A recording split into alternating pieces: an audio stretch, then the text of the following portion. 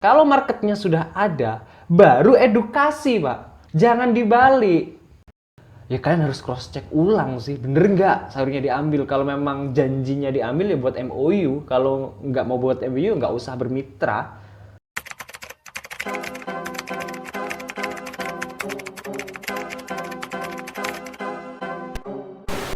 Layak atau tidaknya hidroponik dibudidayakan tergantung potensi dari daerah kalian masing-masing. Gua kasih dua indikator, maksimal 3 lah biar nggak panjang video ini ya. Yang pertama bro, urutannya harus jelas ya. Yang pertama bro, market bro. Jadi kalian harus observasi market dulu, harus melihat potensi market dulu. Jangan ujuk-ujuk karena ngelihat hidroponik tuh kayak cantik deh, kayak catchy deh kalau mau dibuat usaha. Ah gue berhidroponik, enggak, salah nanti. Kalau untuk hobi, nothing problem. Tapi kalau untuk bisnis, jangan. Biasanya sayur hidroponik itu dibanderol dengan harga yang agak mahal. Kira-kira nih, mau nggak lingkungan kalian atau daerah kalian membeli produk kalian seharga segitu? Pasar pertama lingkungan sekitar atau daerah sekitar. Orang yang confirm di sayur sehat, itu ada nggak yang rela mengeluarkan uang agak lebih untuk bisa mendapatkan sayur yang bagus? Atau mereka hanya ngeluarin uang yang penting dapetin sayur? Itu pastikan dulu. Yang kedua, biasanya konsumen hidroponik itu ya kafe, hotel, resto, supermarket. Bisa nggak kalian menembus pasar-pasar itu? Dulu saya berhidroponik itu hanya karena ikut-ikut bro. Ketika saya nggak bisa ngeluarin produk saya, sayur saya frustasi. Akhirnya saya restart, saya berhenti sejenak dan saya observasi market dengan bantuan 3 teman saya. Kita observasi market, kita cari market bukan dari barang kita. Ini misalkan teman-teman, kan saya suruh observasi market dulu ya. Tapi saya nggak punya barang, pakai barangnya orang dulu. Kita beli barangnya orang dulu. Saya dan teman-teman saya nawarin produk hidroponik di kayak di kafe, hotel, resto, supermarket. Itu ya, ini dengan barang orang, mau nggak beli produk ini harga sekilo 26.000, mau nggak beli kailan sekilo 28.000. Ketika mau, kalau di total semua kafe membeli 10 kilo per hari, ya berarti kalian harus ngebuat instalasi setara kebutuhan tersebut. Kalau marketnya nggak ada, kalian mengusahakan hidroponik, bunuh diri pak, karena instalasinya tuh nggak murah pak, mahal. Kalau ada sales instalasi bilang enggak, pasti kita ambil kok, buat instalasi di kita aja pasti kita ambil, enggak, hidroponik tuh bagus.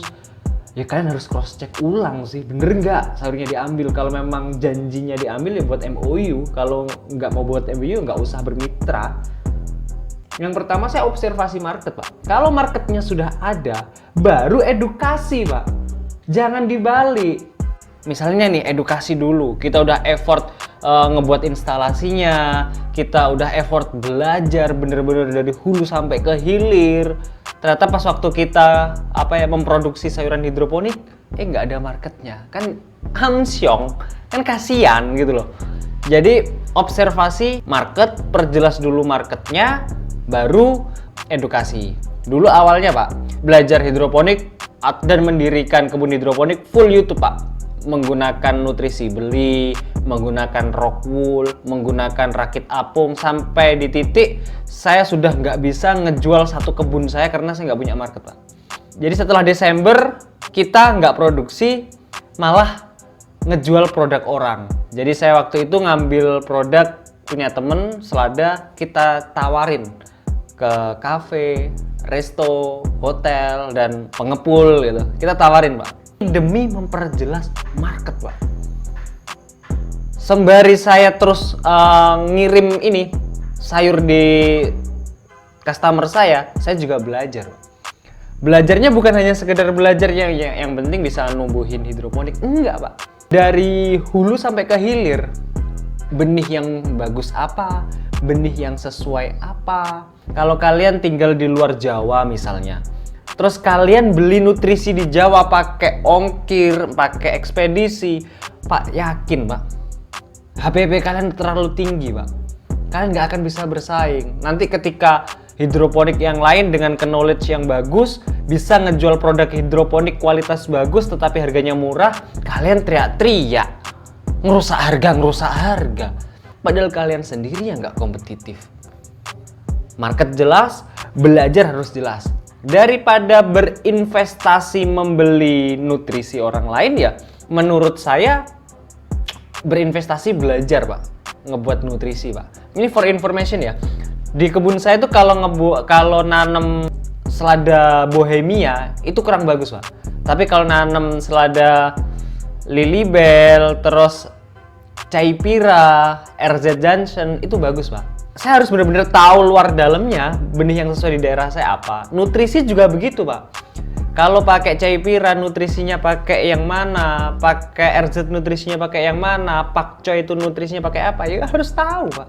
Berarti nggak boleh beli produknya orang? Boleh Pak, itu hanya pilihan. Saya hanya memberikan referensi. Saya sendiri juga jual nutrisi Pak. Bukan berarti saya nggak ngedukasi teman-teman.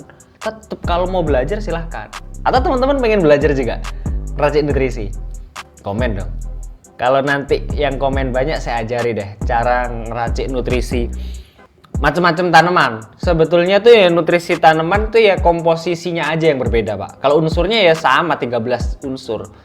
Misalnya nih, ini misal ya, sekali lagi misal, jangan di counter bagi yang teman-teman yang udah tahu. Kalau pakcoy menggunakan nitrogen 20%, mungkin kalau selada 17%. Hanya perbedaannya hanya di persentase aja. Tapi intinya kalian harus benar-benar tahu edukasinya secara luar dalam, secara hulu sampai ke hilir. Jangan setengah-setengah. Dan terakhir, kalian harus pintar memanage Pak. Bagaimana kalian harus bisa memastikan ketersediaan sayur kalian bisa memenuhi kebutuhan customer atau konsumen Anda secara kontinuitas dan secara proporsional Pak.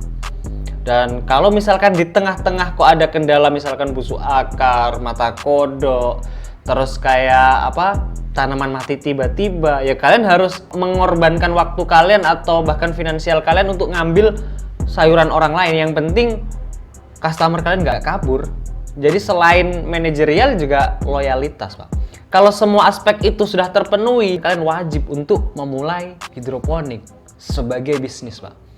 Jangan memulai hidroponik, kalian menyetingnya hidroponik seperti hobi tapi berharap menjadi bisnis. Oh gagal Pak. Beda. Perlakuan hidroponik sebagai hobi dan perlakuan hidroponik sebagai bisnis beda banget Pak. Jadi intinya itu, karena dengan hidroponik jujur saya kehidupannya menjadi lebih baik. Sekali lagi terima kasih, tetap setia di konten Hidrotopik, sebuah konten yang akan ngebahas semua hal mengenai hidroponik dari sudut yang lain. Kalau dirasa penting, jangan lupa like, comment, and subscribe.